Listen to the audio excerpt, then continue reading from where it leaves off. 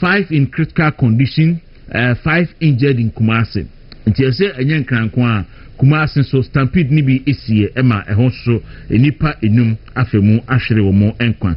Nti nya Daily Graphic kese pa ode ebae no. Na wo hwe so no mo se Mahama launches Nkukwan Ketenkete initiative 3 million bears to be distributed nationwide to benefit 60,000 households. Now you see this policy no may war issues kakrebi on, so we'll get them. Budget presentation, COVID-19 levy to go, and a lithium agreement. So no, yes, minority is the way a very bad. We are the worst agreement ever. Mining agreement, the worst ever. Ghana assign as a lithium agreement here. Minority no, the echo parliament. Okay, to us na share a home asem. Okay, so the Daily Guide, the Bokrata in or say calf recruitment stampede, 6 female dead, 22 injured. AG to call for witnesses against Wuntumi helicopter crash victims' wife in court over DNA. And a new lithium agreement barred. Abuja upon Eka 191 arrested over Ehi polling station mob attack. Police station mob attack. Inti no ewo de Bokrata enimusu omunso dia omode eba yini yankwe na yenhwe the Ghanaian Times the Bokrata ni Black Wednesday 6 die in stampede over military recruitment at Elwak. Inti no there be a Black Wednesday. Muka say manubu amanumu wiye no na ukuada Black Wednesday. And now so Black Wednesday. Ibedi hon enkomo enkon ketekete esema mpani apa hontuma 350 arrested in joint police military galamsey swoop. Tenuso the Bokrata enemu. And 637 doctors and so no yaji womo atumuti and also the Bokrata Ghanaian Times no anymore. Yankwe na yenhwe Metro Lens the Bokrata ni or say stampede at military recruitment kills 6 CJ nominee guilty of manifest conflict of interest afenyumakin and eka economic witch hunting and the price of progress. And also the Bokrata anymore and Metro Lens editor in Brazil to report on COP's 30 negotiation. It comes with the photograph of Boama Dako Isaac, the managing editor for Metro Lens newspaper. Oh yeah, nana. So my hene wo achimara de intimity. Nana, oh correct sir. Tiyankwe na yenhwe. The Chronicle, the Bokrata ni also Huban dog, military police hit back after attack on Galamsey task force. 1,050 suspects rounded up in John Soup. Genoso the Bokrata anymore. Mahama to military hot recruitment exercise. Government must boldly declare position on helicopter crash report. In team for Joe and also Wakanisa Yankwe na Yeshem. The Daily Dispatch, the Bokrata, Uncle Ben Efson, and Peter and Commander Pay. Very good morning to you. Also, how can NPP attract new members if I am called an outsider and slave? Baumia asks some MPP members. And a recruitment stampede at Elwak, 6 dead, 17 seriously injured. And Ode Ababaumia is the best candidate to lead NPP to victory 2028. Poku Prempe and also Eka. Then Galamsey is becoming more like a mafia that will soon engulf us. Utumfo or say to Ena ene waboko na no pay. Professor Mabel Buedi enemy edi enkomo na eyanokre pa nti ebeko the Daily Searchlight the Bokrata can co cranche at the Bokrata ini or say release full report on helicopter crash. Minority demands in general the Bokrata anymore. Afenyumakin so and then one Chief Justice no and near Wasian so etimi ede aba yenkwen na yenhwe Daily Post the Bokrata Mahama launches in Nkukwan Ketenkete initiative to boost food security and livelihood. Energy Ministry so no and say ne hu some etimi ede aba. Finance Minister so yesi ne or the budget so ede eba budget eba ene. Okay yenkwen na yenhwe the business analyst the Bokrata Mahama launches nkukon ketenkete a national movement to restore self-sufficient, says president international the Bokrata enu ena ewa kensensem so the Bokrata e de honsem e de abano pay the Vanguard the Bokrata say storm brews over Brian Army block ena ho asem so na ne ho no me say that ehunu yinti ese fuel attendant bi hu sensem ne ade no so the Bokrata no anymore chaos at Airwork and so the Bokrata and fake doctor bastard or the Bokrata anymore IGP Bifa security in Ashanti region and all that yenkwen na yenhwe ni tiemude archives the Bokrata nso ni or the KGO any honsem so e di abamahama enso akosra nkokon ketenkete enso the Bokrata anymore timeda ase se asa na yento aso and science ni bi wonso a obetimi e di aba okay so em say ni nyina enu ti hwa obra no say nonson abo apan sema duminu na meka nkokon ketenkete initiative no ho asem Ghana ohu yensuade Ghana meye ehui yensuade especially NDC for ensuade sa nkokon ketenkete initiative under the leadership of Nana Addo Akufo-Addo and under the presidency of Nana Addo Akufo-Addo and under the leadership of Dr. Awusa Kutefriye introduced this program I friend Nkokon Ketenkete sabre no na ofre no reeling for food and jobs enti monko head back enquire document no Dr. Kutefriye etiche nkukoma otiche prekuma otiche na ayi odwanma ene emponchema edema enkrofo se omonye nkoye omo na yefa no reeling for food and jobs. What was the significance of that policy no? And if I saw ben the buy because made the rumitiwe no one man nkukọ be 50 ozifa kofi na koye omo a adibɛn na memi wo nkokɔ yɛn ho nkokɔ yɛn no enya joke poultry farming enya joke eti at the end of the day no saa nkokɔ ni nyina wɔn bɛgye ebekɔ akɔ mfaso bi maso enti planting for food and jobs the same model near the bɛgye farm inputs kakra in fact at the end of the day near tese upper west region Yasin Crawford sabre no mo issue voters ID card and a kwaje farm input no Yasin Crawford ye wufuo voters ID card and a kwaje farm input you are saying a fiasco and that was the reason why in Tia the second phase of the planting for food and jobs no are buying a review no now yes this time obeying large scale so before so benefited from the program no now I just was as a minimum 10 acres.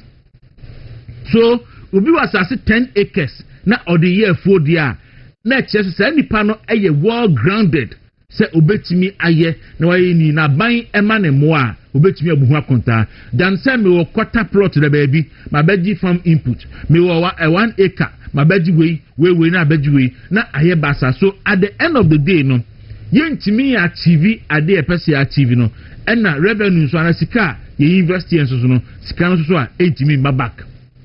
So I don't know see the reason why it's here. Mampeni Mahama Abba. Now they won't learn from the railing for food and jobs. Ba ya said that who significance biano. Now almost so akoton kokoma. Say yakoton kokoma 3 million. Now ye beche ama 60,000 household. What happens to say? Anka every region biano. Ye be bua nipa asset up poultry farmer. Ebetinga take a bia 500,000 base. 200,000 base. Niafa emebunu aye adwuma ho. Niatimi are providing the leader support on behia. Na matimi a produce and kokwa ebetimi aboa amaya self sufficient in poultry. Look Ghana, ye intimi produce even 30% of your poultry consumption. But populism enti yesanko kono ye beche ewe fiefiem wo jimi nsa oji enum oji 20 oji at the end of the day no na ya twafoni Mahama say na daily graphic dey abey to present 3 million best to 60,000 households and no one here him ye ni akwakoda. I am telling you, so this Nkukwan Ketenkete initiative, no, it will be of no effect.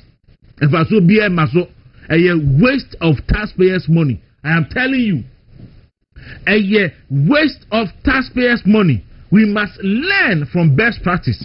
Look, let the president and the government, set up and I say empower a Melbourne to set up poultry farms in the regions. Every region be at least maximum 3. Well resourced.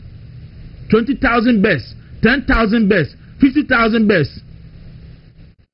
They who say abano are serious. Now near all bed there another joke. So I know you may take on the Nkukwan Ketenkete. Now Yanko and Dran is here work. Now sad. Say look Omampeni Mahama abanye bayi. This first year, enipa ewo Ghana no ehu. Hwe uka obefo se bia opese uka asem egu papa ne hofin. But ese Omampeni Mahama ohwe ni yie na oma enkrofo ebo empire. Ana oma Ghana fo ye bo empire. Because ade akane no enye wuo no na nipa ewu nipa kunwe wo ha okọ achievement mu a almost every day abayadwuma ni koye adwuma enaye na abonu tuaku no ofa ha na we yakunwe na police for enne na soja for kurakuratuo na we kun ha na nke ba ne sen say ye kwakofa police for enya we ni edika fa police for Ghana enya we ni edika fa soja for Ghana every year bia bamba se obefa soja fo bia no yehu sa na maybe eho ebehu nipa dodo nipa bebre endo ameka say stampede na bisi okumase nipa enum na epra enkran yesi enipa nsia ene wu yomu nyina ye ma enipa nsia na chi nipa dumienu enso eprepra enipa no be se enum enso ICU Again, I see. Ye for soldier for. Yes, soldier for crown. Munim some person nipa only 4,000. Nipa only 4,000 no. Maton forms about 60,000. Maton forms ama a nipa a mebunu about 60,000. Out of the 60,000 no, we are learning say just about half of them, about 30,000 per and they qualify. And about 30,000 no. And see a selected 4,000 out of the 30,000. And see a selected 4,000 to about 56 the 4,000 pool. And you best selected from the 60,000. A year 56,000. Yeah, into me for my jumum. But what is the essence? You better sa large number. Sa de we aba ho asoma bakwa say ye nim say betimi afa nipa 4,000 adan ye ton forms edema emabunu 60,000. Now we NDC aban hwe plan ye akohwe asi na yesiwo ehoi say amo hwe ehye ya ewo family tu ho ni yi na aban sesa eya na empempi no competent people ebetimi aye adwuma no aye bi pan no na ya sideline omo because e fun so mo ya ban bi nkrofo nipa ye hu ne course o school placement ye yi obia di adi free ho including national service for nyina e was free assistant secretary to nyina ye yi obia mpanifo nyina free ho because aban bi na aba na free education no a na nafranom aye over 8-year period omaya ben the 2024 free SHS placement was almost a perfect system, but because of politics inti ni ayi omu nyina free ho na fe die ade no I say basa na fe de den sika je na ya jin for 30,000 na ya jin for 20,000 for 15,000 bra for say bra eno na ekoso corruption girim ketasese ene proye enipa no a perfect hands no a na betimi a manage system no na ya sideline yo munyina na ya yi omunyina firo because aban foforo ena aba. For all you know, some military recruitment we so the same thing. Omo aye omunim said ye no they say yaban na aba enti no ye yi o masinchen na ya friend powerful eno a na ekoso nye bibia ye no a se oman bi wo ho a se oman no serious a aka se ba na brojaja mfi wa resign se ba now CDS no wa resign because we are purely an administrative incompetence. Purely incompetence, administrative incompetence. Enya na ne dikan ya apprentice best here template in da ho model in da ho and one say we fill in we dey to feel now the way aso o you feel the way aso ya recruit soldier for e wo memu ha say ya enti wo ba now be recruit soldier for now come and crofoma sixer incompetence and somebody must be held responsible for this. Let me just say me tie ma me bia wo su obatan ne ba kra ne se wo Kwaku people soldier mu kwan o ho a ne ba yi ma anadwe ne ba yi ma what say da koso wo koya wo hu ne ba okoba bia 37 yes say me identification okoya ne ba ne da ho a wawu da ho ni ba 20 years wawu just like that na endra na obi adidi na ogusu ti ho friend ho say or deputy defense minister na ogusu ti ho friend ho say or CDS na wadidi anomanra na kwa wanum whiskey aguso and I don't blame anybody. Look, say omanebo amati ase a ebi asade we ankensi and the president of the republic. How can Ghana be a serious state? Now you need defense minister for about 4 months in here. You need a substantive defense minister. She atu forcing you guni so na all kind budget na all boaba no. Atu force doesn't even have the eye and the mind to concentrate on military recruitment because there's a bigger task ahead of him. And then budget presentation. So he's working on that. And Ghana, yet your memu, America no more. They spend the large part of their budget on their security. Their defense and the accoutrement and the defense ministry, for China, for Russia, for Maya serious, for North Korea. They spend time, their attention, and security. Ghana ain't serious until. Yes, defense minister akwakwatena plane mu ama report can't say plane no na safety equipment be here wo mu na enim na defense minister tram na nahwe ase ne wagu na bosome nani na mampani ne say on appointed defense minister no binya acting nipa no so anya acting so no adwuma egu no so no edo so si otwe hunwi edo so esi otwe hunwi enti mampani no antimi nyi obi adi.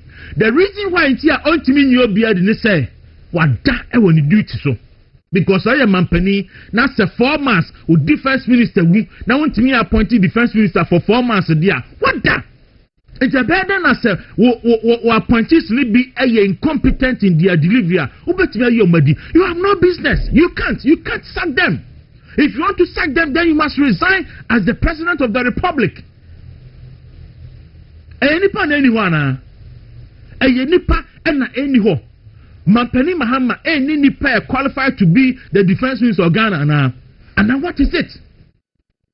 What is it? The president must explain to Ghanaians why is he not appointing a defense minister? We can't continue to joke with our security and that's West Africa and pay miya a yesel ko a yena Western to Northern Togo terrorists for Johan Nafa. Oko Burkina Faso yenim ne akoso ho oko Ivory Coast oko Nigeria yenim what is happening there. Ghana de ja erade da bia ne akwaba erade ne akwaba ne yetiomemu ne ye ni a substantive defense minister for about 4 months. What is happening? Mampani Mahama, I saw your press conference and now explain to Ghanaians why we don't have a substantive defense minister. This is not funny. When just up Manebo Amasemu, so what Manebo Amasemua, Aka Galamse nti eno Manebo Amewuye. Anka by now, what Boyemuduku to Galamse ase. To Galamse Manebo Amewu nyina achi no. Obe ka kire say Galamse de onye ska wo mu e de support to see the intenya de a ohobehwe no atu ase. Eti one appointed defense minister no nkyere say o Manebo Amawo penasem. There be Eti Mampani Mahama esa no pe wo ye fellow Ghanaians na wo check Ghana for mu ne enti abesi na formats nie ye ni substantive defense minister na ne course and plan e course e ma Ghana for maburu ensia ahwere omo enkwa mo wi ama be ka kire say Black Wednesday mo ye bia na Black Wednesday mo dia da bia na Black Wednesday why identity say e trance na we esi e avoidable Enti Mampanino must appoint a substantive defense minister immediately. And yes, majority no numbers in parliament. They should impeach him. Because don't mean man. Majority enough in numbers parliament in the year on betting impeach the president. So Mampanino say onye the need for na or the security ebedi agro the security atu esemu dia the majority must do the need for and impeach the president midin Kwaku Dawuro we edwam on movement in the morning abeja for trance na edi nkoma no pay.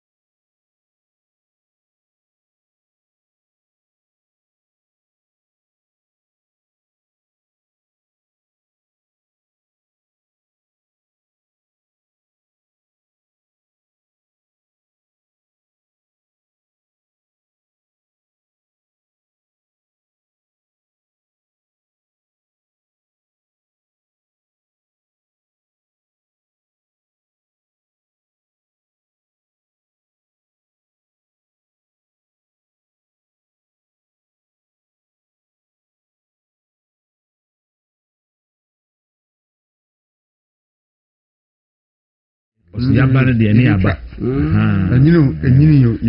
enyino yibetwa yaba no de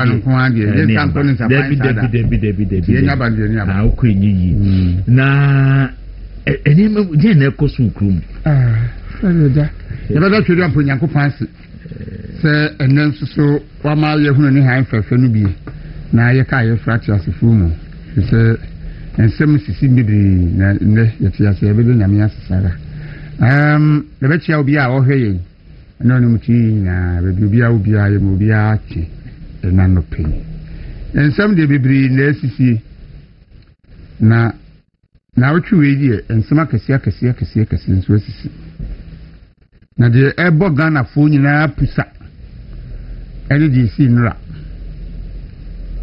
na awreho eya se amampani Mahama timitwe krata akoma amampani akufa se in this 21st century chese person ka chen se enani bia bai yenya niema sei but ono nya akwa betena akonya nso in this 21st century no oye na ade ti se de yewo first century na ikun krofo ma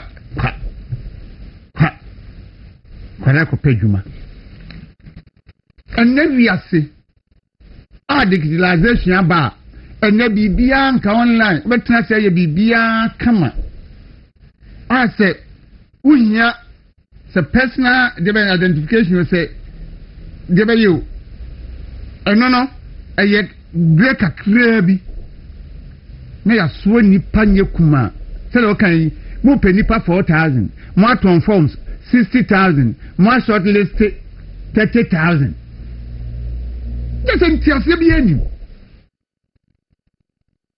and for all you know enipa na o mo fa no kra no o ma fa mu ba 3,000 dada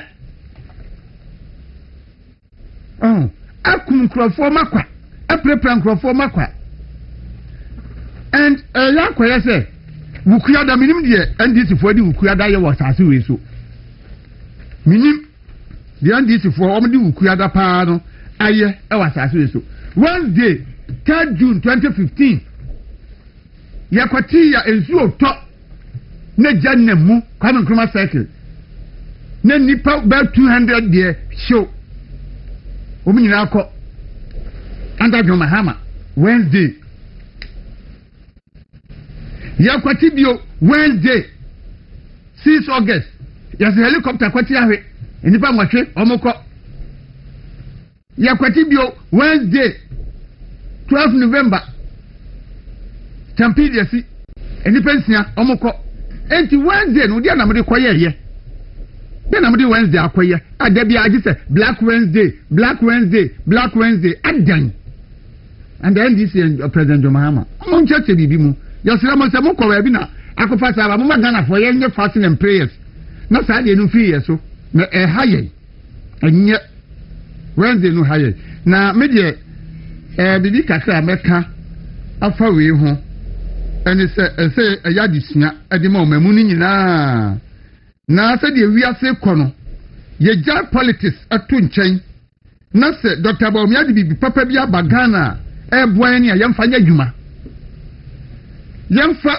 Dr. Bawumia hye pa wodi abana ene eboa ayi sa enipa animu nhyiamu no firi ho na ye bibia kama na contentem no yamfa nya dwuma na ye nya sa nyama no na bia sanke ye se be fa sa kwan no so a kenipa no ye hye o mu no kebe kakra bi kasa se wi ama na mu ni se enipa na koya de no online ana ma so list a monchichemu se na mitse ayi boys no ba ko ka mo monchichemu se nipa 1,000 2,000 neba but ma chichemu 500 na ena 500 aba ochina 500 aba ade ochia 500 aba na chese enyema akoso kama na mo boa wo nyina no e me nipa be da ho from 2 o'clock awu de me aba na before somebody we be sinu nipa asamba kwa mesere Ghana for nso ya MP your friends maame no Aji Ayamba yasramu se unu obi fake any said in doctrine city a ya mama yentwe ebo ase kakra that's right meaning baby a person look we are penia you should be responsible and I tell me kasaba okay oh you fake and you know responsible or say you have to be who I see kwa na bibia besi bia no nyame etsaut mu Bible no ankasa Christopher nso di ache ni se ade bia besi yakwan bia yemfa na ase me nyame wankasa wuo ba ma yemfa na ase me nyame anase nyade eda yemfa na ase me nyame enti me dia me yesusu enu ma me no wono nya se bi ana unzo kan se ade na ase ne yi obi aya bet yentimi nya ho se besi ebesi enti me yesusu unim nti ama me ne kasa na oye politics say amanfo say see we for kasa minister no any aban no kwa ofa so ye recruitment ni ade no eno na obegina ho kasa I say mini president ko fa wi ase president fo nyina kra ba ho no mbewu a nyankopon na o din ni say on be kwa ko wu ho you see unya start so kasa sa pa na who enter the realms of irresponsibility how the material and that's why bi ya unu senkramofo ejidie no no no ujidie no but even the god that's really even ujidie no kra no unim say China omunya yi omu shefita ba oba Ghana ha culture difference a bad thing say China ni kra onya hu say Ghana for shetuntuma on shefita nko enti wonim se ne a wo somo no obi nso somo so e bia na entesa enti asam basa na tragic sa no a ese wo onya abotre gono ma minti o na mi wi a mebo video bi akyere ta akyere mo ai mo ma minti Kwaku mebo bi enra James Agaga etwa parliament am speaker expose no we the speaker enra ogina ho no apa ne hontuma and this body atro so ya nwanwa se oboa and this ni tro de se nwanwa ono an speaker na che no enra na odivia che no Kwaku isi the bebe da se be ka koye na yeah wama the proper perspective se maame no yenye nyina nim sidie enkamufo gidie ewo ewu ho omo so sidie siti o madwen ewo ewu ho etsenka wakawe in isolation enanka wanko kasi ko fa president if you as a president nyina beba beka ho a enka yeni nche da nya problem but the fact is kasi ayanse hu no kan ye no say you go for viase for president nyina ba hokra akanyankopon odin so be what do you mean by that it's parliament there wo ho no Kwaku said the next 2 years and oman city a edeba be happy Ghana to it sent no to me kon kro and be so parliament and city a the yakopon odin ne be ba so la say maso ayo said we don't need them because what has been ordained will happen. What does he? Don't go to Chrome. It won't go to Chrome. Nah, mammy coming. Oh, that's why I said that wouldn't have been. What's the problem? I said, no, you see, no, but the preambles, no, she was doing politics. Preambles, no, at the height of his sensitivity. Nedi Peru. Well, you say, you wish your wife could taste baby away. Naka will be by ya, can not be sorry, ya. For the wages of sin is death. I trying to can you imagine? But Apostle John Pra Papa Mami wu yes and Papa wu na omukwa yi na ya adabo say osofo unu obi wu a wo ka kire ne se nyame de nyame na eje woni na bi wa na usu a obehu ne yede bayo nyame wo wie ya no abo efes Romans 6:22 na da ho no akaka ehun se da nyi ba Kwaku substantive issue ni say was na ya isi say ya ferry ya ye de atete kwasem ama enkran insia awu kwa aya atete kwasem ko ba akoko be bi asi aduri na me de bibi kwa ne say aden ye ntimi nkase enipa wo hu omomra oyenyusu bia efense alphabetical order ABCD for Momra and the Momra database no. We can say omo issue numbers. Serial numbers will be there. It bet me issue serial numbers. It's 01 to be 0500. Yes, 500 to be 1000. Most of them no. No mama who nipa mbeta accommodate. Eti we die me eyen mu buase mo man Ghana na ya. Oni mnintia. Politicians no emebu no enyi anisi abani ni omadwini mu no oma amanta mu NDC for be from party for omo osagidie no eni ho they don't trust the government because when you say government no epese ofa ne party for na uja the ordinary Ghanaian so omunya aka yeknya aka say weni mu mre ne na weni mu mre ochena pa omunim se eho no omoma da bi eho no se eho ne asem no eho no nti ende ne nyina abekọ ne be ne na eho na de ye be fa ne afa ne fa no so ne fa ma say no ko metuma ye ni such a way say wo applicant no wo hu se no ma no na say ya send the message ya send the message say sabo mo be ba shi enu an kan just be ba na public announcement there be enti you the message ni bra wo de woni say fi etra na wo ko beside that no Kwaku medie me dadwin ho amenti ase say Ghana institution bia ministry bia ho hia na nso so no ebi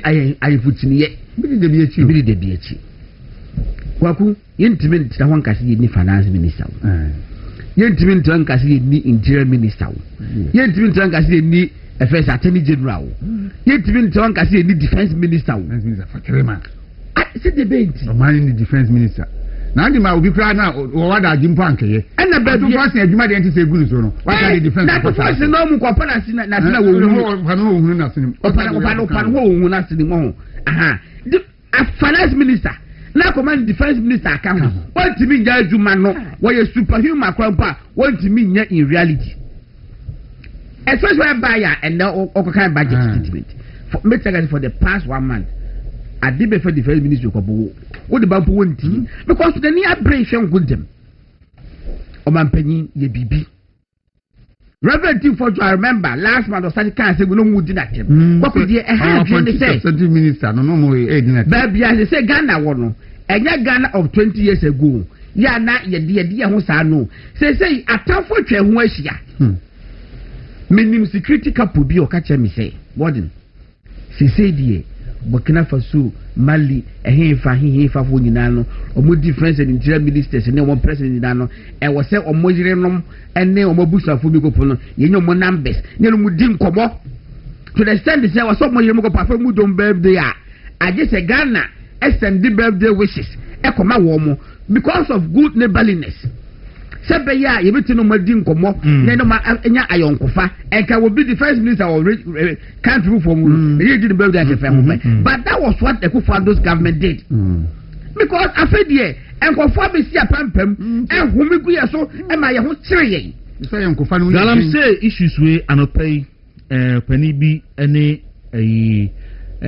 medi enkomo na o kire ehu a this Galam say issue no eye Kwaku ehu ene terrorist fo a ene na mu a ene ne ma mo ye no a chese ehu na obi o de Kwaku nationals bebre Nigeria for promote maker Obachina different from Burkina Faso any Mali but was Nigeria for the you know it said but much say bebre because Burkina for good Ghana Kwaku mamenye prof say Professor Nyaku. Okay. Also was sending a message. Okay. Shana fa message ni majesi mamena. On shana on act on UNICEF here. Professor Nyaku no pay a very good morning to you. My more videos me no one. James Agaga, chairman of the Interior Defense and Interior Committee of Parliament. Odintro say NDC MPP abaso no na ya centralized recruitment ni nyina ofako. Na NDC for na be decentralizing they call all regions e wa na speaker ka che ne se wo boa ye wie pe na de haji ayamba de no atoa so me wie a osofo obi senkom osofo owusu bempa senkom be ye 5 years ago na sankom se no a osofo owusu bempa e seye no I think say a breadu say Ghana for ethics and conscience but me diri say sa bre no pa de nyame na ne so fusu be mpaka sai me any kan embo James Agaga a video no infantry tifo to place on record, Mr. Speaker, that for a very long time the recruitment process was centralized.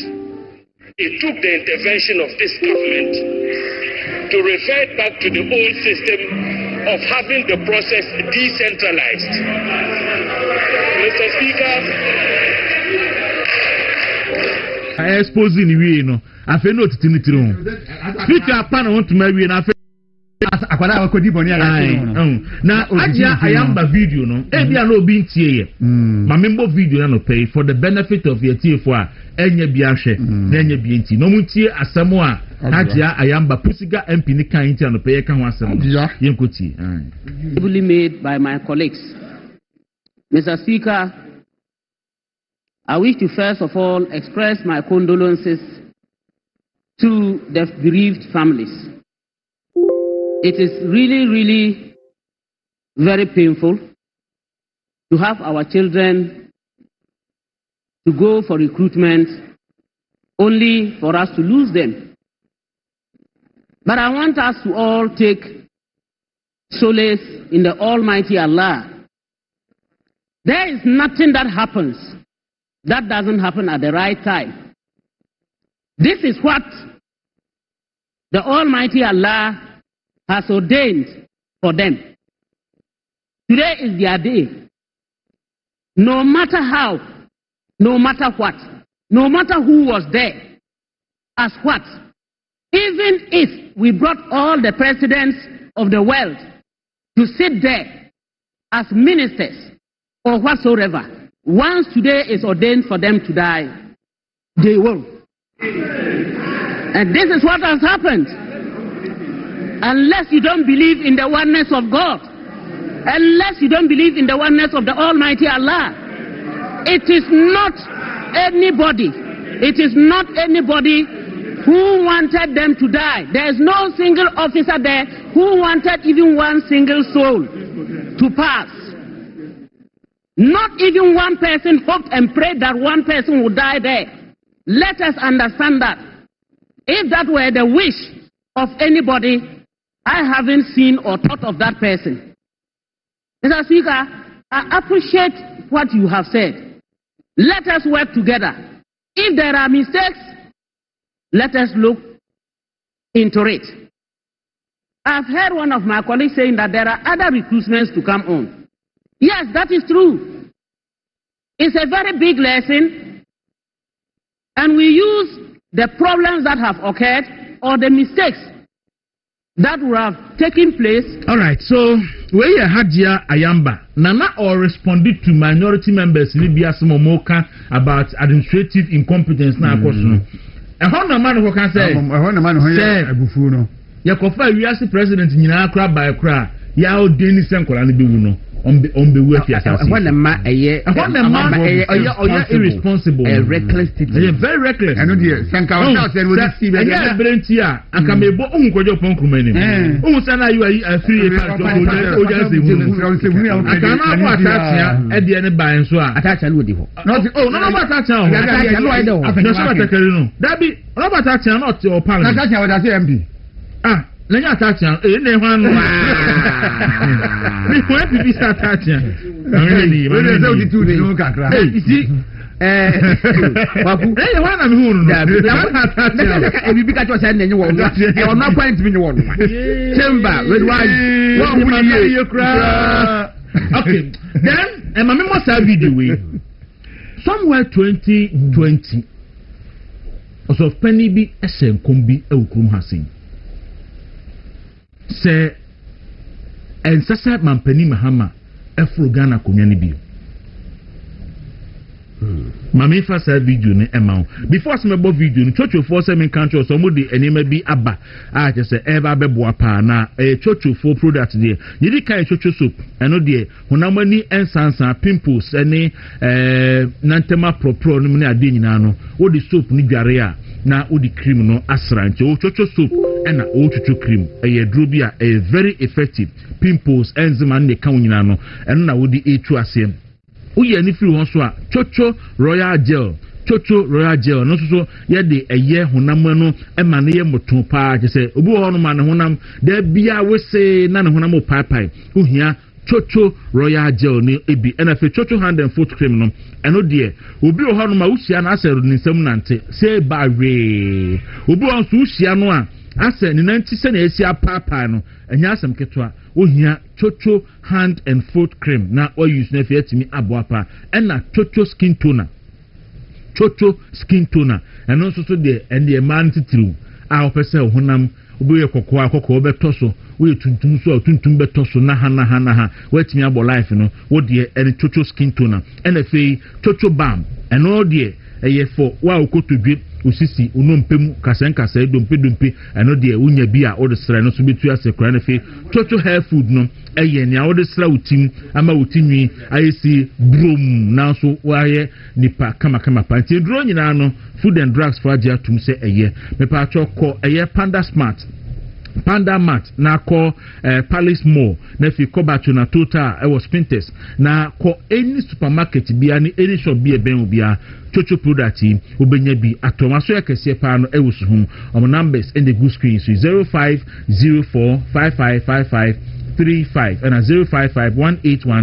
0551815388 na onyomo enkasa movement tv ye jackpot no assign ababim na we dey ayeneson kokura say on the 24th of December no ye to jackpot kese pa we twabidi jackpot into twabia ubedi enti 10 Ghana cedis na we per ticket enti ye code no star 274 star 6 hash star 24 star 274 star 6 hash na fi watcha obetimi adi 2000 cedis obetimi adi 5000 cedis nti obia enhane so na ebere no so a na fi ye ka akrade no tumu a na wonso watimi adibi movement tv ye san ka kire say ye bia poato gi amanfo se momra na ye ne mo enidwa nti so bo adwatonde bia apese ye bohu dawuro de mawa say ye school say ya sorry say ye eduro say ye product bia apese ye bohu dawura patch of modiana oni ye eni enkomo ye wo enkran kokomlemle ye wo circle ni new town kwantempo no so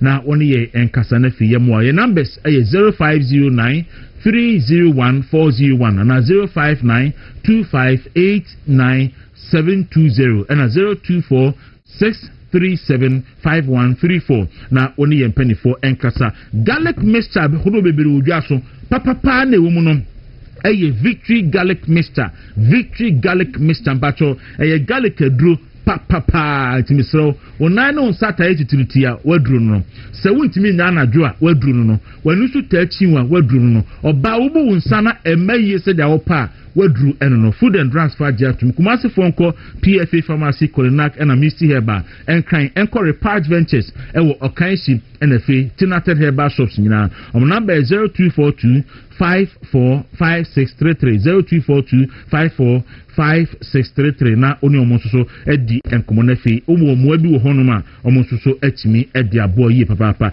ebi a wo de ye oba wakosu akuma no na nsan asase discharge na mebi ema onye comfortable kra eden carbon eba enso bi gugu no ne ade ahemfie ho aye se de sitie no emwa kope na fa lady clean ni bi fa asawa bom na fa siesie akosu akuma be ye wura fefefe na ono so na ba na nani age no atena ho nya saade a da bia weeko na weba enkrofo be ka se wona wuni suban nsu bia na yakosu akuma na emwa we be typically tight na nso atimi e de abo adwuma pa patchoko be bia etu aduru bia obenya bi Nick Royal Pharmacy ewo odoko kwashiman traffic light off Odoko route any Ghana baby number is 0531156556 and 0240982592 na oni MP4 enkasa mame nkobo video no mawo na mihia yahwe di twemu oso pani no ehye sankomu 2020 yakohwe video ni mra oni po adomo kire ene kasa ejatemo Neko David in China, Neko anoint ni yana king because ono na mechusu no. Enti onyame timi reject king ana president. Emo onyame say choose another king ana say president. Has God rejected President Mahama? Oh yes. Why? How? Emo ja won nsa ho. Why? How? So uwo spiritual eye. Na se obeka no kra. Uhu Klaus a ewo Ghana hanom a obi face ehye Klaus num a ehye tears onyame buafu. Say that again. Unu ade afere Klaus. Yes. Mununkum. Obi anim ehye mununkum a ehye tears. God being so good onyankopon man angels so omumfa bow enso so tears no sebeya and drop down antisa calamity ebesi o man mu because onyankopon say ne ma e ogana ha na watie ne man paibo nti punishment bi a e set to man bi so ana o man so enam obinti wa man angels at the bowl aso so eno mu de asi nchen eno onyankopon se Ghana fo nim naso mu go wrong against the onu nyankopon decide no say saloto say yo say ye hwan yo onyankopon be masa ties no agu Ghana na se gu Ghana esuma Ghana fo e be experience no ene bra Ghana fo be bre no obi antimi blemu nyankopon because getting more controversial and more complicated, Bishop. Shame so be many ni west ene ne nine ene ne nsa ene onyankopon di na gina honom e twen judgment na sani pako ne wi e be miserable. Say that again, Papa. Ne kasa in Proverbs. Yes, I'm following. I believe that you are confused. I am. But Ghana and Penfo Bebrebe a hypocrite. Excuse my language. And men of God, pure Ghana, and Momu person Bekano Kure. Obitimi Soreka said, Dientina, we a prophet, or professor about election. He's the same yesterday, today, and forever. So Nyankupo, you sue old prophets. And Momu prophesy. And for government, Next already 1 Corinthians chapter 12 verse 28. No nyameka se ma frebi ama government. Not just a source of Romukasano. They don't know their scriptures. Omuko read the Bible. Onyame ne sing no nyame ne tuhine. Onyankopon kasa efa o mebia ho. Onyankopon ni wo mebia akonya ho. Obi bi obetina o mebia akonya so onyame nim hu bi. So befa kwambo ni so obe wi omo so obe dey onyame nim hu bi. But judgment need through Honoma. God will judge you. Very powerful and animated statements from you, Bishop. But let's come back and pick it. Somebody's face in the clouds shedding tears. And that's part of the reason why President Mahama may have spiritual difficulties, according to you. The person who is in the clouds, is he a Ghanaian? Ghanaian. Why Ghanaian? Is he alive? No. He's dead? Yes. When people die, do they stay in the clouds and shed tears? There were tokens and symbols. The American is symbolic and it's true. Now, I'm person be able to challenge me. I'm a man of God. But I'm telling you, Papa, can you believe, sir? God is my witness. Between 4 and 5 means minda. 4 a.m. and 5 a.m. Yes. Why? God is my witness. Why? I'm in pain. Because onyankopon e wo pain e ma Ghana for. Because of what? Who has done what? Papa, I'm telling you, sir. BBS o man we say mu a. I'm surprised. Send the petimi yes ade no. Is it murder? Is it what? Onyankopon bu afu. Enu nti onyankopon bu fu so. Onyame bu afu. Na media me kasa so nyame prophet obi apon didi matema don mai because mu didi matema me found because Jesus Christ we didi natem se Ghana fo nim no mu san ma John Mama be president bi ma enyima be sisi Ghana no obi antimi ntena Ghana mo pa mo date nto. But these are strong words that you shouldn't be able to say. Oh, but onyame semenka, so I have to say it. Platform like that because we're going into an election. Papa? You are one man of God out of 300 men of God. Mr. Mahama is a Christian. Papa? The president has been in churches. So, to arrogate to yourself the right to tell us that God says don't elect President Mahama.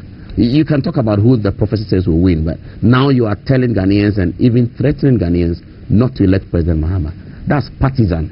The reason I make us say, Onyankopon ebufui Josaphat.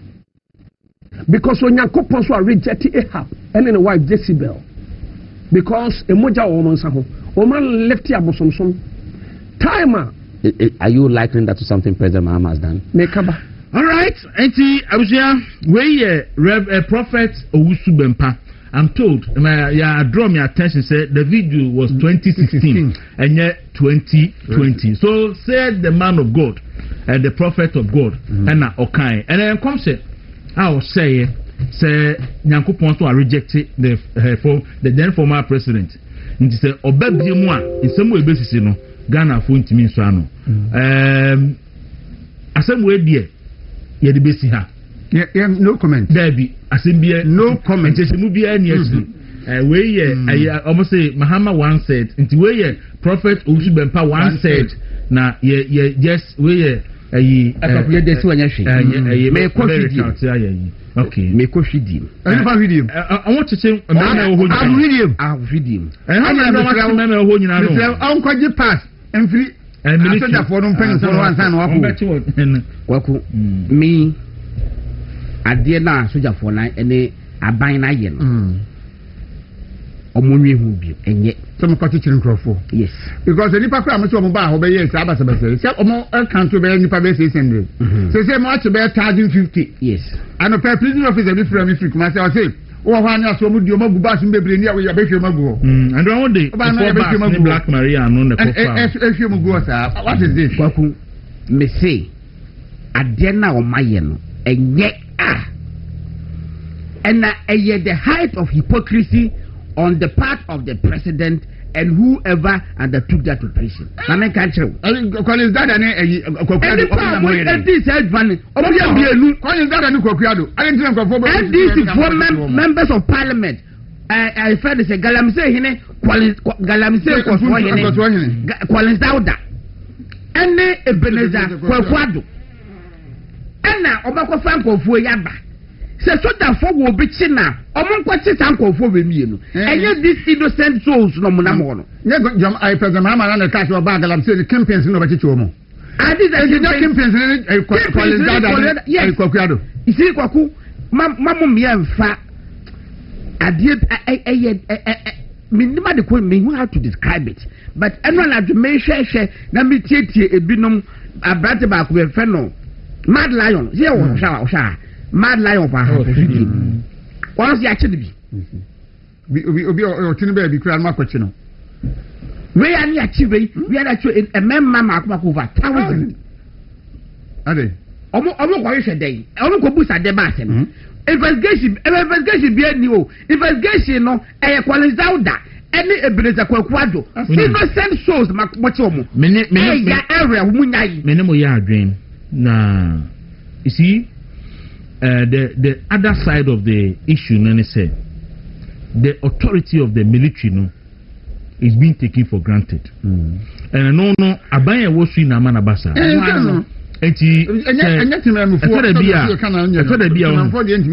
Say a man for Timothy Jina. Ne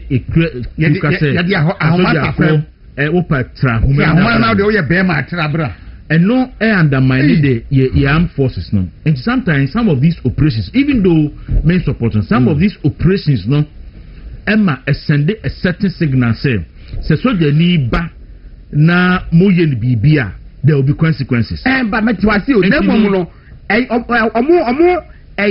aggression on modern economy a wrong place. No, me because baby omo ti ahoma san ye no ya no di yehu so bi se akire e wa mo nko no mbeko baby a meaning what I'm saying is me ne mo ya adwene pa say Kwakuado ene Collins Dada say ba now omo da fia of course me ne mo ni problem. I'm also saying say I support the military operation so that Nkrofo will refrain from attacking the military, but because look, the military are a symbol of authority.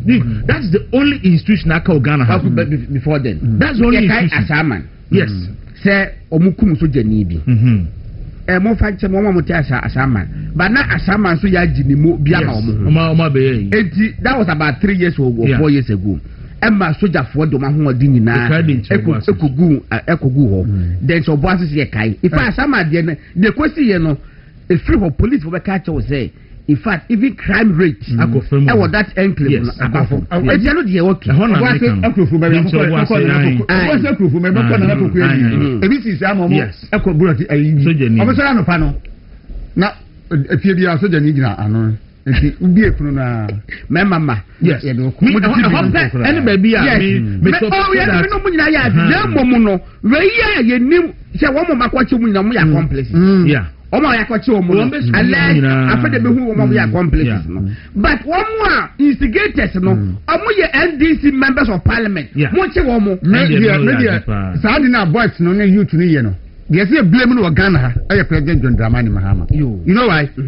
Onu na ko kan say me ba me ma mo ya galamsey and this why say yebo say ya ntu aba ma na oba na ba me ya galamsey na ko to aba na ma no aba na ya galamsey a so soja for mabu ya ya beti ase and ti wo mo ko soja for ko bo mo President Mahama na si wo mo ko bo mo no what a depa 1000 ya chi wo mo no at the instance of President Mahama wa wo see ya ntu aba ma na bra na oba ya nya kwatu ya galamsey ya tu aba no ma na aba wie ya wo so ma ya kwa me ntu ya galamsey na ya beti ase enti no me support military high command ni say they should carry out such operations so that this fear be better about because yes they are going you lose now the only institution aka Ghana the military your mama buy your sword na nimbo chuchu fema or pamo commander CSA but we must protect that institution no say do baby na faith me for to me ka say ya san line am military for there then you call into dangerous realms Dawuro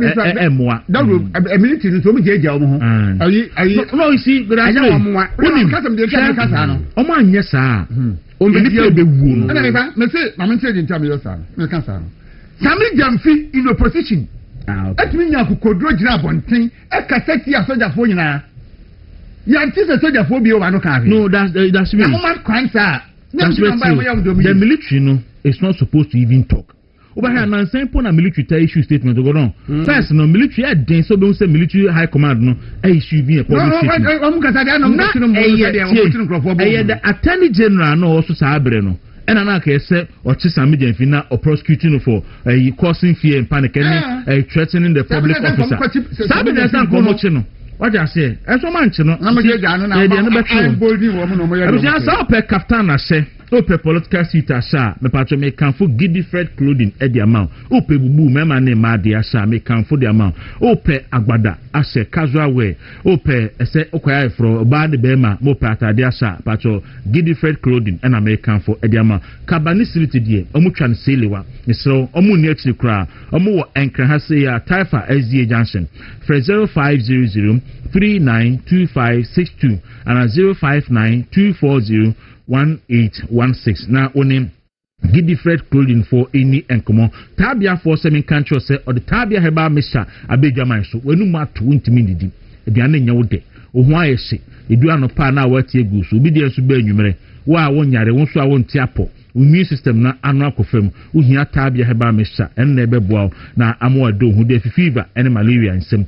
Tabia Takum so Abba Amabema, Ubenya Hodin, Abu Juma, Pemqua couldn't surumu bedding. Now, Obano etimi account for Tabia Takum dear, papa, ye the cinnamon. The turmeric onion, the flaxseed, the black pepper, the ginseng, and the ginger, and the day aye. Timisremo, babyano, okwa, sa in the pay, ubenya be ato.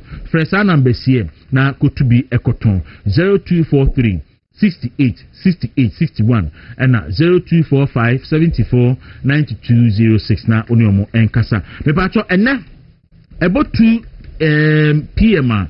Finance Minister Eko Parliament now present budget statement. Professor Mabel Otibwedi Anopemichiano onam kwasu kumikrum na ose ene onifie nso behewo ehiso behewo ne phone so intimi say obere no media no so enti prof anope very good morning to you na ye first ye mame Vesai was also a committee. Me send the link in my media. Major science on a pay channel. Now, go on. And a budget echo parliament 2 PM. Yeah. Now, when you mean a miracle, our budget, and a miracle, a near question name. Obekaya make our fiddy to say. A bayer may ya say, Nana Kufuado NPP are baying. Annum a dra no. Na or set economy no on the right footings no na obeja ho ma NDC for abe inherited na o ma bom ho staff e say na wota aka said yakofo eye e wata mills breso no ampani pa chart na to e na make say inflation and na about 8% and na make say exchange rate and so no abafama nam hovering around 10 point something 11 near ye ababe duru and now me no ka say ofa bibit say your debt ratio na akofam GDP no na ne nyinaa ne sɛ NPP aban no enumeduro bi eden enyo na ene economy no ho faso Ghana fo enya ho faso na ne kase pa ne sɛ bahomia eda twene ho ehu sɛ Ghana yewo gold bayemfa gold ne nya hwee nti ahoho na etu gold no de ko nti the gold purchasing program eden de buy sɛ beya Ghana fo ye gold no yebenya ho enfaso ena NDC aban bayi eno ho faso eno mo yeden omunya na ena budget na ekor mate say omo se COVID-19 levy na fe dom be ye firi ho okay mate say omo so mo ko reduce VAT from 21% e dey about 20% eni ma ho do kakra bi a ekaka ho but no this next year okay say debt restructuring na ye no ai eka na esi etua no omo suspend e ka no man yeah etinyame ya adomo a next year na be sha ase etua sa aka no na esi etua about 21.7 billion Ghana cedis next year esi etua about 3.5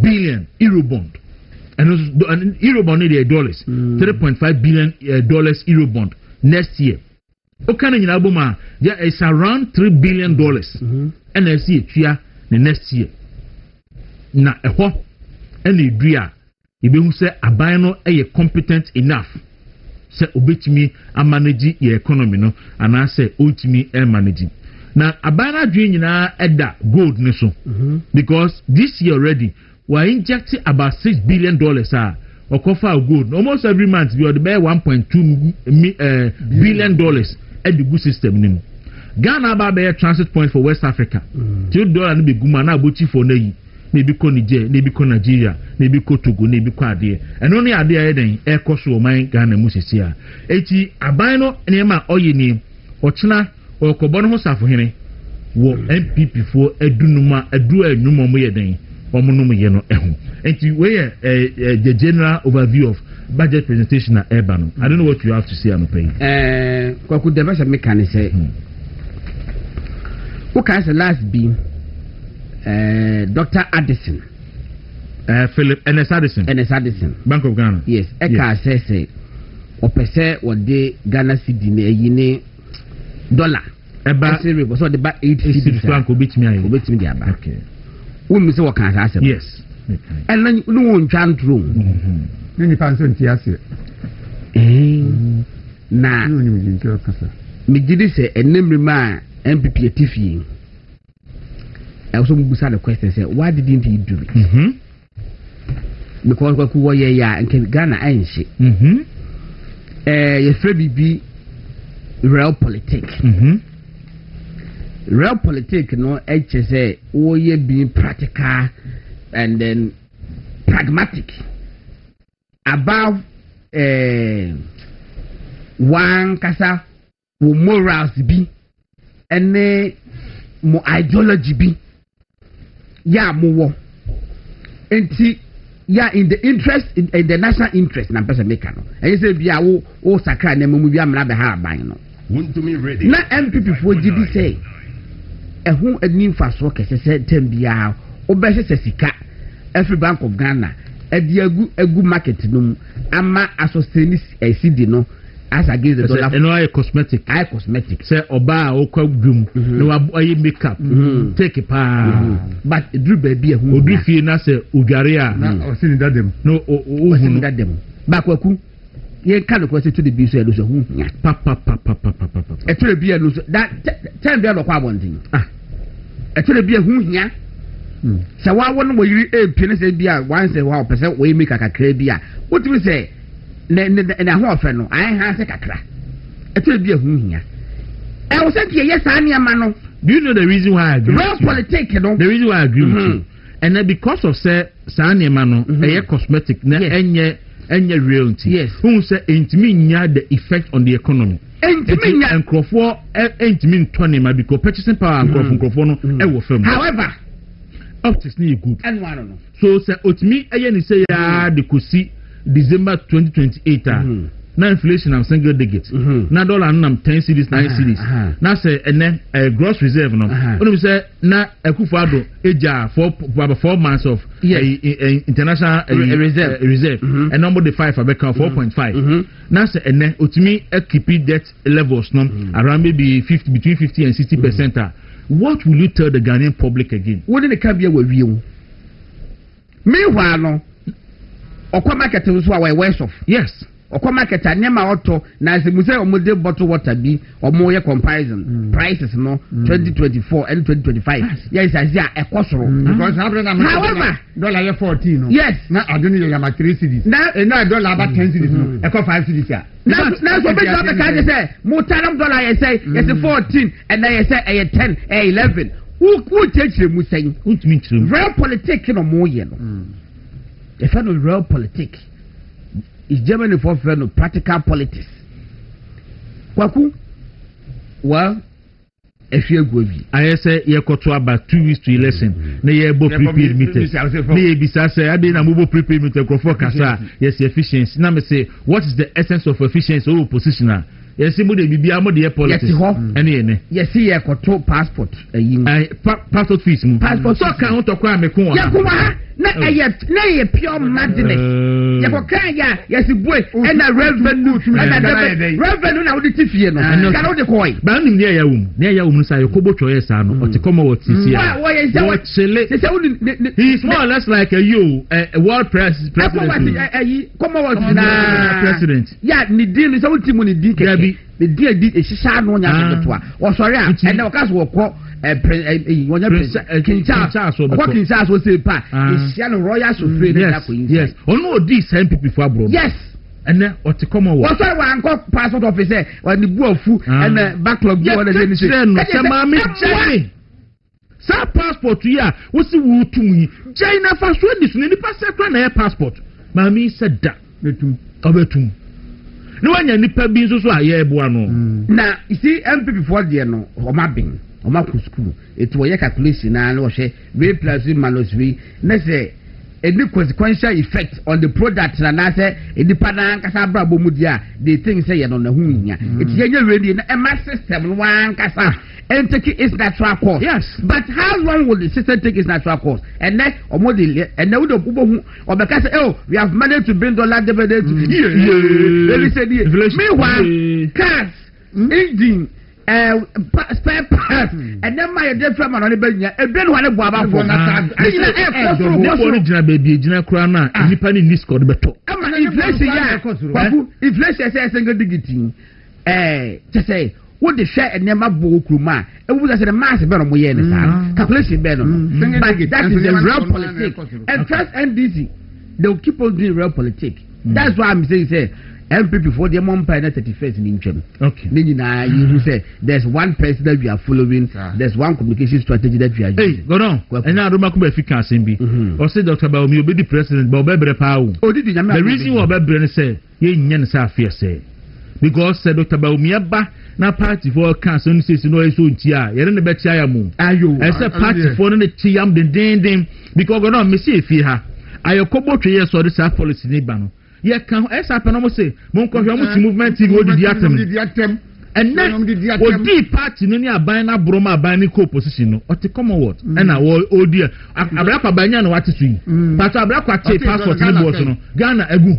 Every year to be 4 minutes in the atom. And every year to be 20 of walk. Yes, kind of would yet, and what kind of would yet, yeah, we are no bit on up, but damn bitty baby, was the end about me. Welcome with me, and I say, you for talk a man pushing for the day. Mr. Mo, Openibi home. Said a party for said didn't who yaw. I said, I go for can one someone. On your careful. Sahu. Honorable Patrick Abuama. Kwaku in Hoyes fan. Kwaku Center. Look, Honorable Patrick Abuama should be very careful. Sampani and pass off so the president when people move there. And that's one kind. Hey, Anna Uma. There's open now the oye. In fact, as someone or Tron and power Facebook no that go on. No crane. Oh, in Ukraine. What a Troy. Nothing fake. Say, fake be able to.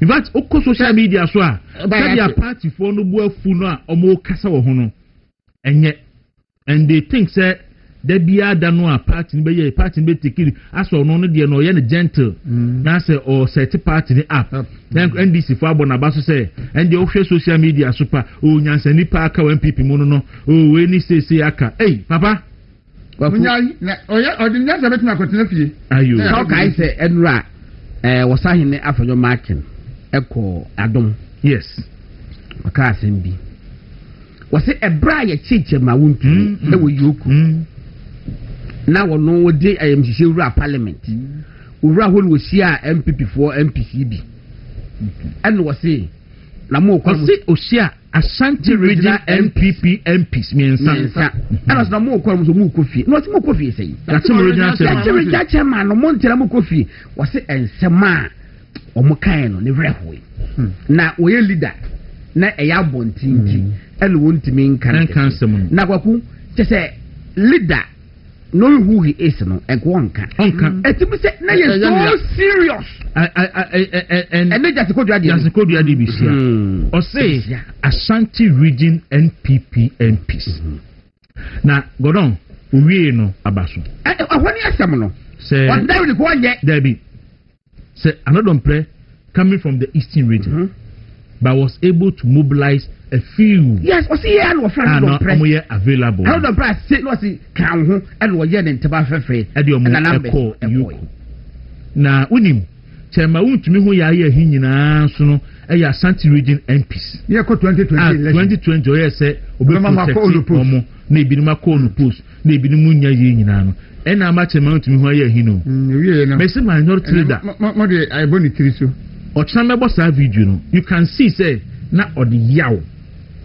Ena eden ena ekasa ti se omunya anka chema untumi ya eden yabonu mi muduo elia so wiase chema untumi die ohunu die omo pese be no ba mo aka no muhunu die beto mo da achi muhunu ye se chema de wahunu ba bia etan no free ba bia how no free ba e bia nyame adum paebo na otumi aso ano muhunu kwan ya mo die be fa so aba na se me obia so binya abayamani a obo nsirhe no se nipa no ye gimi ni number 1 Kwaku na me because abayamani wa hu obia betumenya emon kayo ma me cho dai court no enyi ahwe yi ensusu for yando ka se mi simple kra for yando ka se mi o say first no kwa sori na e bosofo ka say ye mompa etia abayamani a no on train home bo ha akwa di che ma huntumi fa so no so o de no to ko na ebuka se ma pa etia ja abayamani a en ne bedi kan en na yando kan se bo abonti na me ka se bia wo kana agro se che ma huntumi ntade kra ya je no o se na me ka che na o suppose wo de wa ka che ma ka che me na minim ma ka che until enra na me ne che ma huntumi ne nam na afedi akwaje ne ntade ne fi yoku teba wuntumi ntade o freezing ntade ne mpaboa enti ye be ayi amambo ne ebu ofa naked emra dabi otan doso dodo wachi obi se what freezing accounts atade what did you cash atade a wa share so what ma je what ntade be ya 100 omo jeni ontade e wo gala masgo mu ba miensa omo jeni ntade nyina ntade katam bebedo apapa bebedo opam 300 omo nsade nyina de ko ya se tumi pa mani patimi ya niam bia avance sa e be freezing crop for girls Kwaku hada me no ya hode sa anya beba ana wa anya careful so about the time abaje bo girls na go for use me say aban freezer sata ile mun ti be say freezing crop for girls an ko for freezing mo girls de ya mo sabe kanon na go for use kakra na de ba beje omunyanye omo be fa ho atumrika na ofu so ye ni mo girls na na baby omo ni omo nan na mu nyina ye ni na Kwaku emwa enye birthdays ni yen amametia onabo kwabna apia pinkra we former MP ewo akurufrum one ne yire Mrs Catherine apia pinkra and pay mo matching yes so e be pebanya abesamo na ya hwese de eviasity nti ye tia omo na ayi friends of Bawumia omo US president so Mr Samuel Fusuapia ene ne yire Messi Fusuapia so ne mo yi tia omo nyina enti dasebere your birthday no but Professor Kinslinya konsoso no yetia na no pay prof em say prof obo adwuma e background so senior producer ba kuno ana we submarine operator ba kuno de ohwe no ni ba ko ja kem me say as wa twen ma on de omodin o say yi we say ship o be kwa mo de ahoma chechira anko no o mo de ahoma chechira o so o sane ensane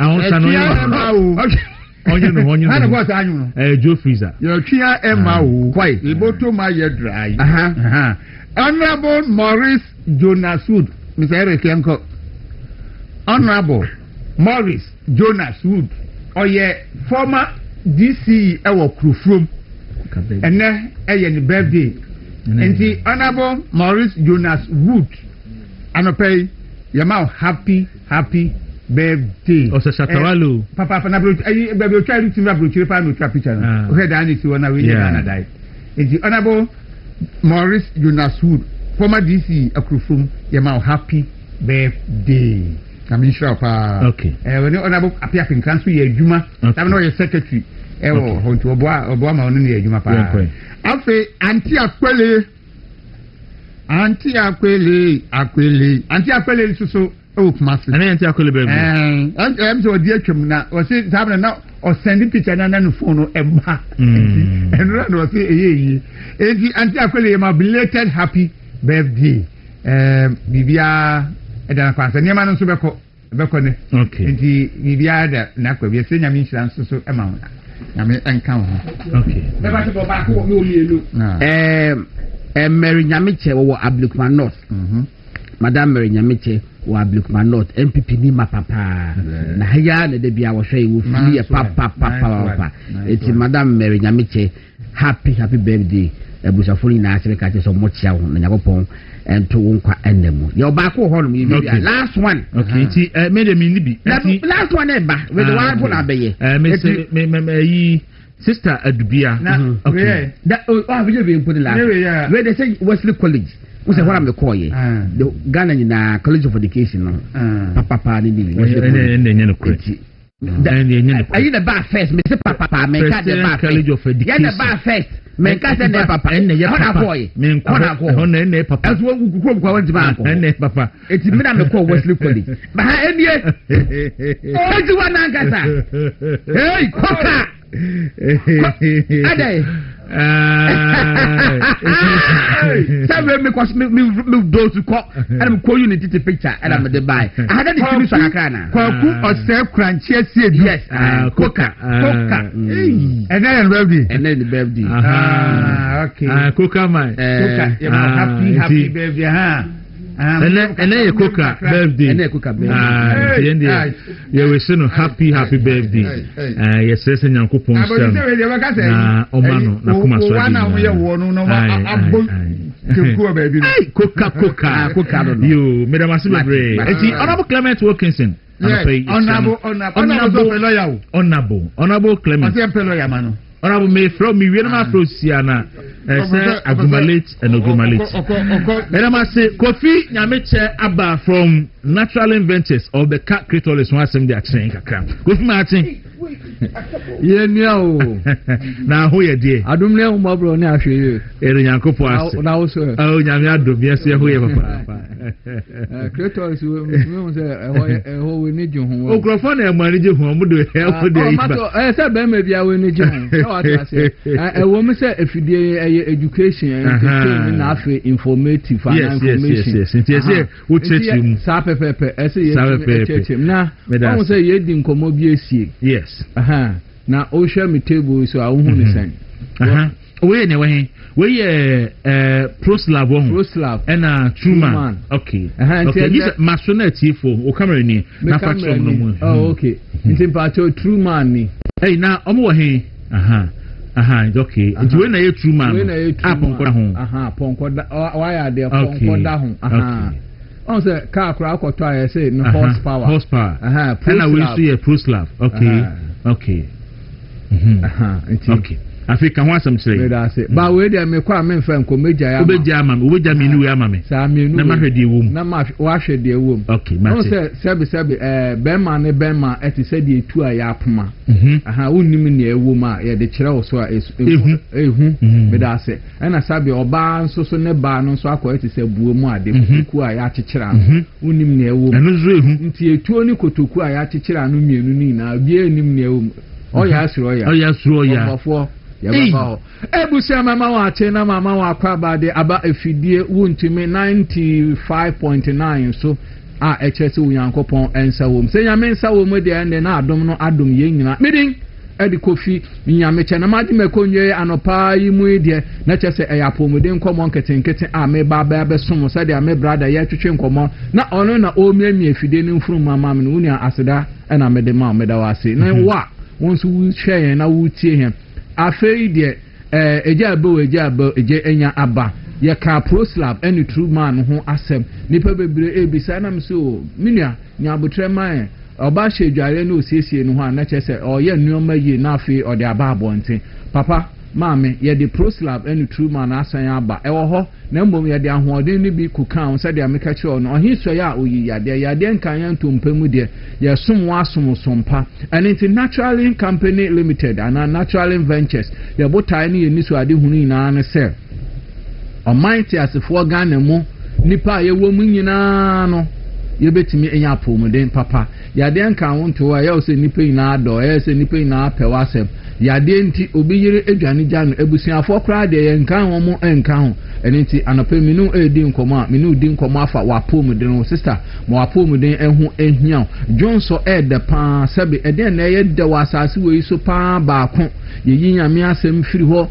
yeyi nsu ansu komade wa wonum firi ho mo yeyi sabe empemu nhyiemu na ade firi ho mo nso a enije baako e wasase pa so ye sabe wo egya nan so sabi wuja wonan na wo jonso asa e bakakra na wo jonso feeling we great ede so who experience ya mpa choko na ko experience so wo jonso na wo san ja wonan ede papa enije wewum no enti mesro bo modern se wo jonso mu nsem ebehiam na yade ba ko a ne ko ya wasase su pa ya jonso mu yade mpa cho se no nso jonso mu yade ne ko ya pa enti ememe bebre akadem ememe bebre ya de raba atu omo bemmem ememe bebre entimi ndinam ememe bebre entimi nkoten mama ni ntimi mbetwem ememe bebre wo mo how kese wa asase so edu anadwo a wontimi nda ne so ate pacho enye aduane no ntimi ndi pacho enye nda no ntimi nda o junso mani ntimi enda meso obi junso be 10 times asa na ade asa obi timi junso be 7 times asa na ade achi eyo how kese enu nti na natural company limited yakofa proslab shenu so PROSLUV edro papa etimi boa bema ekum na yira sikuro ekum enemu yade amuawa ekum emuawa etete ni pedua no eba no prostate disorders ho nsem a mpacho edro no ankasa proslab PROSLUV na meka ni sei no nipa bebere akasa abrakofi asem we de no kra esanse yetime bobo hospitals akese bi ni nuro bi agba adwaman so a wa wo hwe won mo a utime hu nse ne bua echinkro na so emoto ewo nuro bebere wo ma enye adwuma kro yi mu yaka wo mu nyina ahye esanse eduro no n'adwuma enye papa mbacho proslab ye ba ye ndi enim ye nkechi ye didim ye da so ewe dwaman so nti mepacho proslab capsules ye de sopel meto na aya ebe boa ekum ayira sikuru afi ojunso na emu apai mienu ojunso obemmemo hyehyew ojunso mpacho utimi hu se ojunso no bechima ansa na aba afi insansan de ebegu obemma ho obemma no efon obemma no ehi mepacho eye o how my mema bebre afi mema bebre o kra ye de raba keteta ato ne bemmem mepacho mi bisaw wanka se yan share raba kra no adwuma ye wo mpemu te sen na yasan de raba atum we de wato-graphic nyame hu mobo no bi ankenkan ama eduro no proslav capsules mpacho for prostate support mpacho 2 morning 2 evening Mr. Shannon so mam says it's not suitable for akwala unya 18 years nti eni endi nkomo na yemboa ewo 0204 61 0204 61 and 0249 0249 017101 0249 017101 Proslav capsules ho enkomo na menu edi na yedi Proslav ho enkomo de a medical aka cho say Prunus africana na yede aye Proslav na Supermeto o hwe ho a eduro no ingredient ni na ewo ho yesan wo leaflet ewo ma chese authentic so hwe natural info ye nyuma ya me pa cho ya start anaya ya set pace na enkrofo copy anything but modern say obetimi wonsa aka ye nupe bi na wetimi e de abo nhoma na ye kan say no na ye nja wo sara afi hye no so se enbemu yade obanya abema benya na afi nsusu unye wie na wo sa ne sa no ekọ na echi no utimi won se bon se wo ye bema na wa ho odin aba fom ewo mpemu na eno na ye hunu se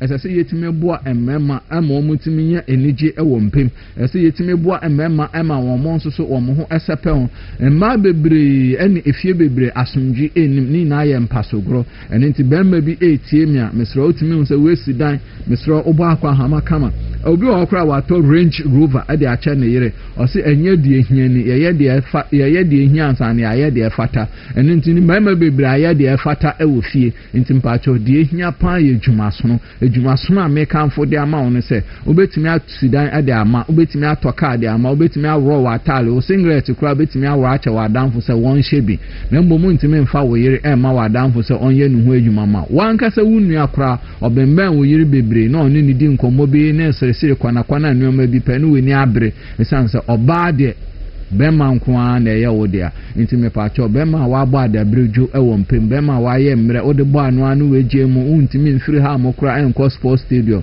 bra ugu mmemme ni mu ase ma home no so bema na bacho wejuma a ebetimi abo ema na akoyie pa eye mpasogro so de ye dintini ena eye mpacho hye nso eye nerves ena ye didi sa agro no eni ntime pacho me kanfu true man capsules e de amount eye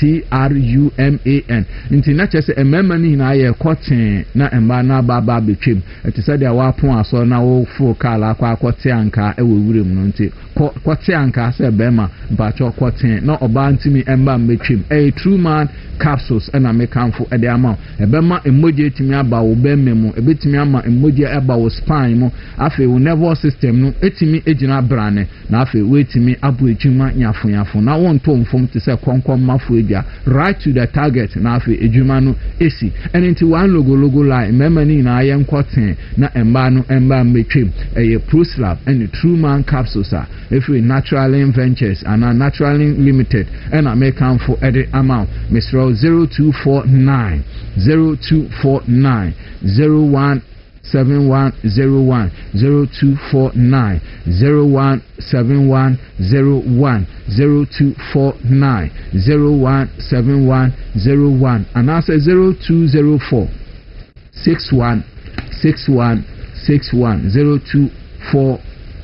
0204 sorry 0204 61 61 61 0204 61 61 0204 6161 Omanyimu baby ayeton wedro bia o kan shi drug lane Kingswalk Herbal Tinatete Herbal Repash Herbal all the herbal shops Akuifa Herbal ubenye bi asama dia Equus Pharmacy, Widema Pharmacy, Lena Pharmacy, all the pharmacies are ewo ho muni na ubenye bi B class Herbal Hajia ebe Masarachi asodan ubenye bi Little George ewo tema 25 PV oben run about home na ben bacho shops no edoso mintimi mboni na nsrew mebere no ayebe enenti ene ndi nkomo ewo ahoma na mede ama no so me pacho 0204 61 61 61 and I say 0249 017101 mini edi kofi nyameche betimi afrem Ghana fo ina kofi ofrem Dr. Natural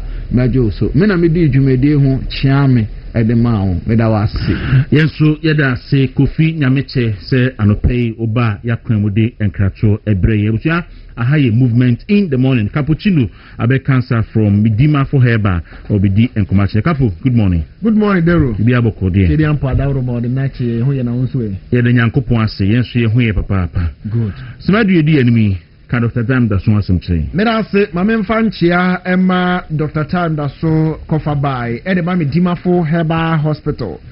Afei adwumayɛfo a ɔmo ɛwɔ me Dimafo Herbal Hospital nyinaa nkyia kɛseɛ yɛnkyia ɔmo ɛnɛ anɔpa yi na yɛm ka sɛ ampa moni adwuma ɔmo ba adwuma paa ɔmo nso a ɛmo adwuma sɛ bɛyɛ bɛboa ama Ghana ni bia ne ho atumi atɔ no anɔpa yi me Dimafo Herbal Hospital deɛ na nko bi bɛka sɛ enkenhia mpo sɛ mo bɛsan aba radio ne TV so biem ba sɛdeɛ tie no sɛ yɛse mpanimfoɔ se baabi a ɔtomfoɔ ɛbɔ hɔ pampam no na ehia no afei krampo nso no sɛdeɛ tam bia yɛn twerɛsɛm ne yɛde dwuma na yɛde haban ne lubina taatoo no wɔse monkɔ wiase nyinaa na monka asɛmpa no mfa nkyerɛ sɛ bɛyɛ obi bia betumi ate asɛm no na obi anka sɛ me deɛ asɛm a moka yɛ ma nte bio deɛ ɛte no sɛ ɛwɔ sɛ ɛka me Dimafo Herbal Hospital ho asɛm ma akɔda mpo wɔhyɛ yɛfono mu atumi te bie sɛ bɛyɛ ankɔba sɛ obi bɛka sɛ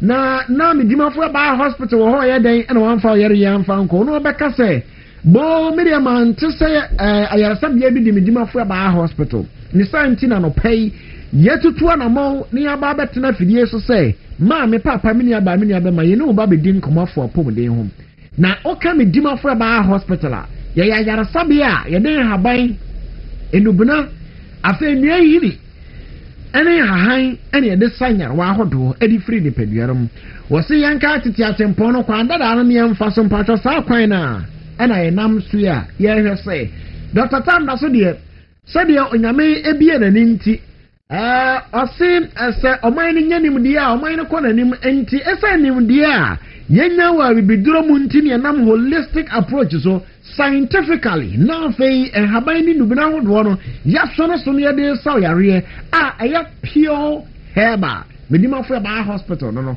yɛwɔ Kumasi abua kɔ atwoma a school junction Accra ɛyɛ poko ase mayirafoɔ anya nyina san sɛ Dr. Time da so na me no kase na yɛ awada pato ɛnɛ poko ase mayira bɛ butu anu nti sɔre nafo ataadeɛ hyɛ na kra fie sɛ wo kɔ me Dimafo Herbal Hospital sɛ wo kra sɛ wo kɔ fie sɛ wo kɔ me Dimafo Herbal Hospital ma me papa wonnim baabi ayaresabea no wɔ na wonnim ayaresabea no ho fa suo sɛdeɛ asia penti no ne kala ne adeɛ mpatɔ hwɛ TV no so din na wobɛhu ne kala ɛne sɛdeɛ sitie woba na sɛ wofi sɛ baabi a wokɔɛ no ɛnyɛ me Dimafo Herbal Hospital ma me papa yi fa yɛ numbers no na fra yɛn na ne ani nkɔmmɔ na ka kyerɛ yɛn sɛ ayaresabea a mebae deɛ menyɛ sure sɛ yɛ me Dimafo a na yɛne wo ni nkɔmmɔ no yɛnkyerɛw baabi a me Dimafo Herbal Hospital mɛnkɔgye aduro bi a nom kɛkɛ bra me Dimafo Herbal Hospital san sɛ wobae me Dimafo a wowɔ ahotɔsoɔ wowɔ awerɛhyɛmu sɛ ampa baabi a waba no yɛ baabi a